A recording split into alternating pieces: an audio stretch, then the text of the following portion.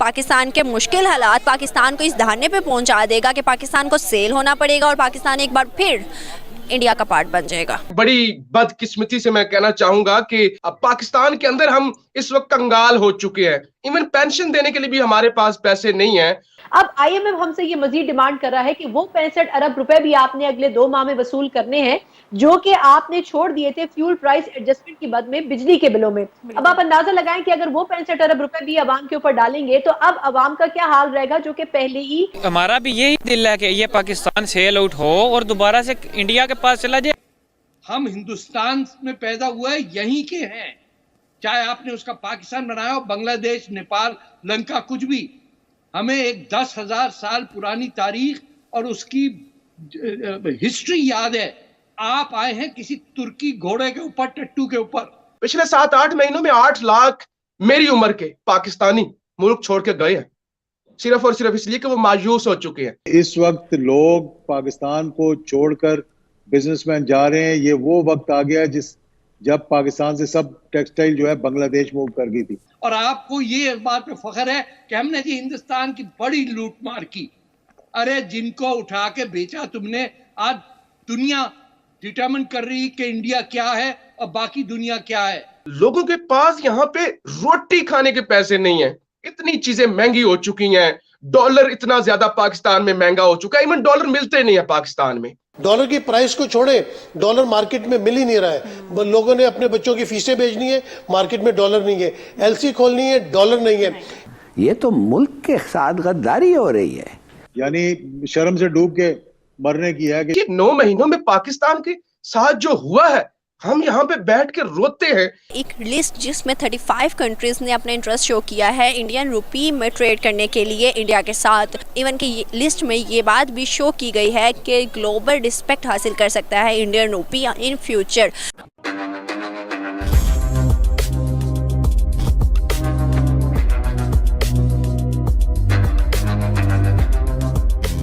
नमस्कार दोस्तों, आप लोगों ने काफ़ी दिनों से रुपी ट्रेड मैकेनिज़्म के बारे में सुने होंगे, जिसमें रशिया और भारत दोनों एक दूसरे के साथ रुपीस में ट्रेड कर रहे थे और इसके साथ साथ श्रीलंका भी भारत के साथ रुपीस में ट्रेड कर रहा था। यहाँ तक कि श्रीलंका हमारे इंडियन रुपीस को अपना फॉरेन ट्रेड करेंसी अनाउंस करने जा रहा है, जिससे कि अब श्रीलंका अपने मार्केट में इंडियन रुपीस का ही इस्तेमाल करेगा सामान खरीदने में और श्रीलंका के लोग भी इंडियन रुपीस को इस्तेमाल करना स्टार्ट कर देंगे। और दोस्तों, इसके साथ साथ एक और अच्छी खबर आ रही है कि अब 35 ऐसे देश हैं जो भारत के साथ इंडियन रुपीस में ट्रेड करना चाह रहे हैं, क्योंकि अब दुनिया भर में भारत की इकॉनमी और करेंसी सबसे अच्छा परफॉर्म कर रही है। तो चलिए दोस्तों, इसी पर पाकिस्तानी मीडिया का रिएक्शन देखते हैं। भारत के मीडिया की बात करूँ तो स्ट्रीम मीडिया, सोशल मीडिया, लोग वहाँ पर ये बातें कर रहे हैं, ये कवर कर रहे हैं कि भाई पाकिस्तान के गिरते रिजर्व, पाकिस्तान के मुश्किल हालात पाकिस्तान को इस धरने पे पहुँचा देगा कि पाकिस्तान को सेल होना पड़ेगा और पाकिस्तान एक बार फिर इंडिया का पार्ट बन जाएगा। ये बिल्कुल आपकी बात ठीक है। हमारा भी यही दिल है कि ये पाकिस्तान सेल आउट हो और दोबारा से इंडिया के पास चला जाए, तो दोबारा लीद में चले जाए। इसमें गलती तो कोई नहीं है। क्यों ऐसे कह रहे हो? ये चीज़ भी मैं आपको बताता हूँ। एक तो आप नॉलेज देख लें पाकिस्तानियों का, को देख लें, कंपैरिजन किसी किस्म का बनता ही नहीं है। ये बहुत बड़ी बेवकूफ़ी है कि आप पाकिस्तान को इंडिया के साथ कंपेयर कर रहे हैं। आप नहीं कर सकते। अगर ऐसा हो जाता है कि पाकिस्तान इंडिया एक पार्ट बन जाते हैं, तो आप क्या समझते हो अब पाकिस्तान के उठने के चांसेस हैं उसके बाद? नहीं, उसके बाद कैसे चांसेस हो सकते हैं? हमें अभी कोई मिलकर भी नहीं उठ सकते। क्यों? वो इसलिए कि पाकिस्तान के पास है क्या जो ये मिल के उठेंगे? ये दे क्या सकते हैं? ना नॉलेज दे सकते हैं ये इंडिया को, ना ये अपनी कोई इंडस्ट्री दे सकते हैं, ना इनके पास मोबाइल इंडस्ट्री है, कुछ भी इनके पास नहीं है। इनफैक्ट देखिए, हम चाइना की जितनी भी कंपनी है, शाओमी कंपनी है, रियलमी, रेडमी, सारे ये इंटरलिंक करके तो अब सारे ऑफिस, एप्पल अपने ऑफिशियल जो है वो लॉन्चिंग जो अगला iPhone 14 आएगा वो तो करेगा इंडिया से। वो क्यों करेगा? कि इंडिया पे उसको भरोसा है। पाकिस्तान के साथ वो क्यों कुछ नहीं करता? पाकिस्तान में भी माशाल्लाह से कोई भी एप्पल स्टोर नहीं है पूरे पाकिस्तान में, ठीक है। ये चीज़ है, पाकिस्तानी बहुत इस टाइम नीचे जा रहे हैं। और अब ये अगर लाहौर की बात कीजिए, हम जिधर खड़े हैं यहाँ पे इन्होंने एक ड्रामेबाजी बना दिया कि 10 बजे आपने हर चीज़ बंद कर देनी है। वो क्या है? लोगों को दिखाने के लिए कि यहाँ स्मोक है। ये बेसिकली स्मोक का रीज़न नहीं है। ये रीज़न ये है कि 10 बजे से काम सही से शुरू होता था बरकत मार्केट इधर लिबर्टी वगैरह में, तो ये 20 दिन के बाद ना अमेरिका को अपना ग्राफ दिखाएंगे कि ये देखें अवाम कितनी गरीब है, भूख से मर रही है, हमें कर्जा दे। वो जब कर्जा देगा तो ये सारा कुछ 16 जनवरी को ये सारा कुछ खोल देंगे। ये इनकी मेन रीज़न है। ये स्मोक वाला कोई रीज़न नहीं है, ना स्मोक है ना फॉग है, इधर कुछ भी नहीं है।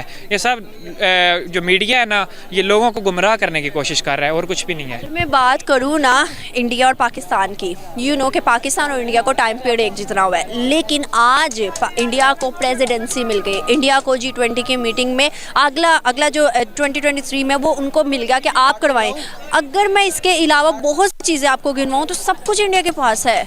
इवन के वहाँ इन्वेस्टमेंट के साथ लोगों ने रिलेशन अच्छे बनाना शुरू कर दिया है। अगर हम भारत की मीडिया की ही बात करें, उनका कहना है कि पाकिस्तान अब डर गया है जब से मोदी आया है। क्या आपको लगता है?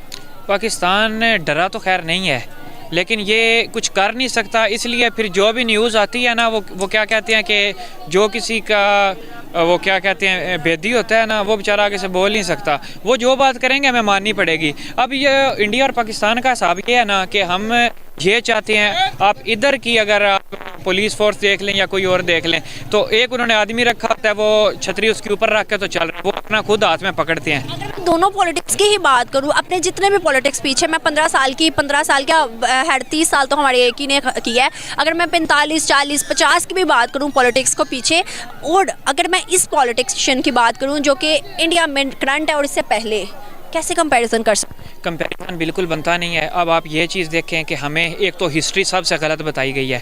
हमें ना कोई कायदा रहमतुल्लाह अलैह की हिस्ट्री सही बताई गई है, ना कोई हमें अब जी 1965 की जंग पाकिस्तान जीता था, 1971 की पाकिस्तान जंग जीता था। यार कैसे जीता था? अगर जीता तो इंडिया हमारे पे हुकूमत करता। ये हमें ना बिल्कुल गलत नॉलेज दिया गया। फातिमा जिन्ना जी ऐसे थी, ये थी, अल्लामा इकबाल ये थे, वो थे। यार वो जो कुछ भी थे हमें कम से कम इनफैक्ट मैं आपको एक मज़े की बात बताता हूँ, हम सब मुस्लिम्स हैं, करबला का वाक़या हमें गलत पढ़ाया गया है। जब हमें करबला का वाक़या गलत पढ़ाया गया तो उससे आगे हम पाकिस्तान की पाकिस्तान की सियासत भी हमें गलत पढ़ाई गई है। क्या लगता है कि ये जो 71 की जंग या 65 की जंग बता के पाकिस्तानी स्टूडेंट्स को कि हमने जीती है, इसमें हमारा कोई फैक्ट है, कोई बेनिफिट है? हम जो बच्चों को गलत बयानी कर रहे हैं, ये बिल्कुल गलत बयानी करके नफरत फैलाने की कोशिश कर रहे हैं। अब हम कहते हैं, अब वालिदैन है ना, वो बच्चों से कहते हैं कि इंडिया से आप नफरत करें। आज हमने थोड़े से उनके बच्चों के शॉर्ट्स लिए थे, वो यही कहते हैं कि जी हम नफरत करते हैं, हमें वालिदैन ने सिखाया है। इनको घर से तरबियत ये दी गई है कि आपने एक बंदे को, अच्छा हम कहते हैं कि यार किसी को डिग्रेड नहीं करना चाहिए। यार हम पाकिस्तानी खुद ऑलरेडी डिग्रेड है, हमने किसी को क्या डिग्रेड करना है? जब हम बात करते हैं कि इंडिया को हम छोड़ेंगे नहीं, इंडिया से हम कश्मीर छीन के लेंगे, इंडिया मोदी को हम नहीं छोड़ेंगे, तो हमें यह देखना चाहिए कि अगर आज हमारी इंडिया के साथ जंग हो जाती है तो क्या एक ऐसा मुल्क जिसके पास रिजर्व भी अपने नहीं है, वो सऊदी अरब से ले रहा है और दूसरे मुल्कों से कह रहा है, और IMF और बाकी जो central bank, Asian central bank, उससे ले रहा है, और इस वक्त डिफॉल्ट की हम पोजीशन पर पहुंचे हुए हैं। हमारे अपने मिनिस्टर्स ये कह चुके हैं कि जो पेंशन होती है ना, ये बूढ़े बुजुर्ग छोटे छोटे नौकरियों वाले जो रिटायर हो जाते हैं और उसके बाद वो पेंशन पे अपना गुजारा करते हैं, उनको देने के लिए पेंशन नहीं है। और लोगों के बिजली के बिल इतने ज्यादा आ रहे हैं कि 100 यूनिट इस्तेमाल करता है, बिल उसका पाकिस्तानी को 20-25 हजार आ जाता है, और लोगों की यहाँ पे एवरेज सैलरी तो 18 से 20 हजार है ना। तो लोग, हम बात कर रहे थे कि ये पोजीशन है मुल्क की इस वक्त।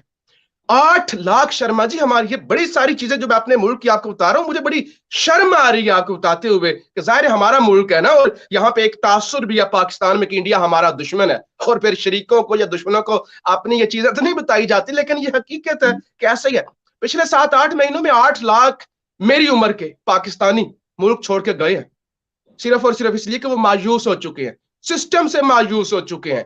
ये अभी कल ही वो जो 2 दिन पहले बन्नू के अंदर हुआ, वो TTP यहाँ पे कंट्रोल से बाहर है, उधर से चमन के अंदर और अफगान बॉर्डर से हमें जो सिक्योरिटी का मसला है। तो इस वक्त 2 हमारे बड़े मसले हैं, एक सिक्योरिटी और दूसरा ये इकोनॉमिक सिक्योरिटी। ये दोनों चीजें इस वक्त जो है वो बड़ी हाई रिस्क पर है पाकिस्तान के अंदर, और इस वक्त ये सारी बातें करना इंडिया के अगेंस्ट और सारी चीजें ये सूट नहीं करती। इस वक्त बहुत बुरा हाल हो चुका है शर्मा जी पाकिस्तान का, और मुझे लगता है कि इनकी कोई कामयाबी मैं गिनवा नहीं सकता। हाँ, ये कामयाबियां जरूर हैं कि पाकिस्तान के अंदर इन्होंने वो जो ताकतवर इंस्टीट्यूशन होते हैं उनको इस्तेमाल करके अपने केसेस जरूर माफ करवाए हैं,